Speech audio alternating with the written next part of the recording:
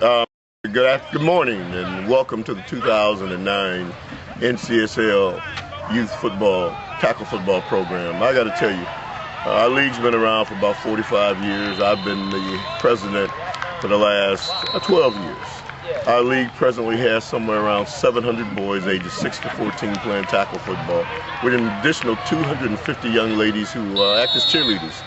The most important thing that you need to know about our program is that we are all volunteers. Not one of us receive a dime in salary or benefits. And we're not looking like many other organizations to build some kind of structure.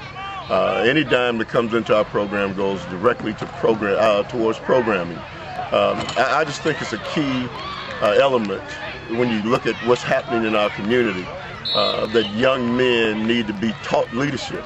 And what we do on this football field is teach young men leadership. I maintain that if you bring us a child at 6 years of age and you let him stay with us until he's 14, but walks off the field at 14, heading 15 years old, heading to high school, is a complete young man who is, number one, academically sound and astute, but more than that, he understands how important it is to become a leader.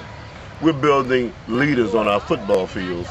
If along the way our coaches make a better athlete, that's fine. But from those tender ages of 6 to 14, character is the most important thing, and that's what we do here at NCSL.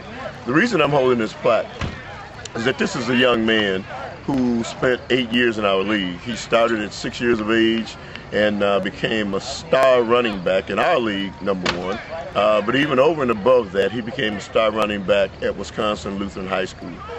His name is Brian Webb Jr., a.k.a. BJ. His dad, Brian, who's a fireman, still coaches in our league, our junior football teams, Falcons, and his younger brother still plays in our league. But you need to know something more than just the fact that Brian Webb Jr. was a great running back, because that he was. He was going to a major university to play football. He was that good. He had I think he led the conference that he was in yardage. So he was a great player.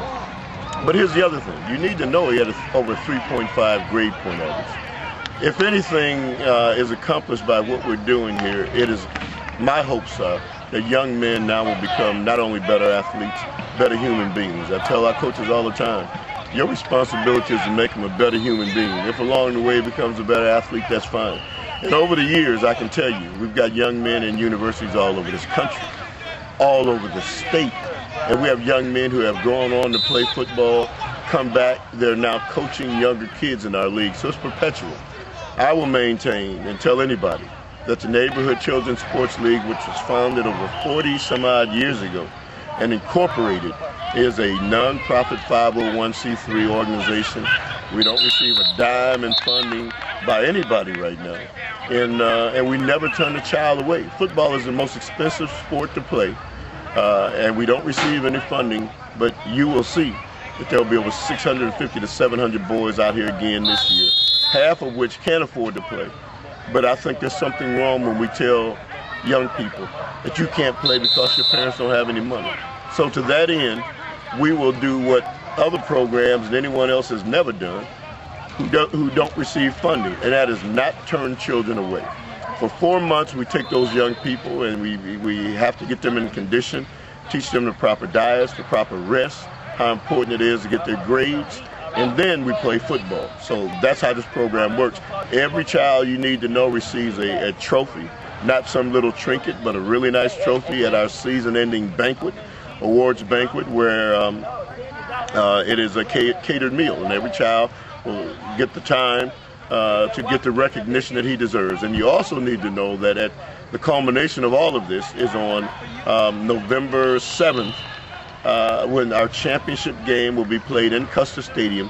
A paratrooper will jump out of an airplane and he'll land hopefully at midfield, and he will bring that championship football to culminate the end of our season. So if anybody's interested in doing anything in the way of donating, we are 501c3.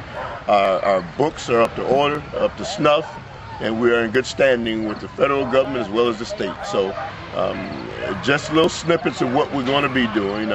hopefully you'll follow us in this season, and look forward to hearing anybody who has any questions or comments can call me, Earl Ingram, at 507-5642. And I just wanted to tell you this last thing. Nobody does anything by himself. No man is an island. I could not have done any of this without, number one, a loving wife of over 30 years who allows her husband to take time away from his family, and all of these glorious 150 or so volunteers who come back every year. They don't come back for pay, because none of us get paid. But we do get paid, if you know what I mean. We have young people who are doing the right things, and that's what our league is about. Thank you very much for your time. Appreciate it.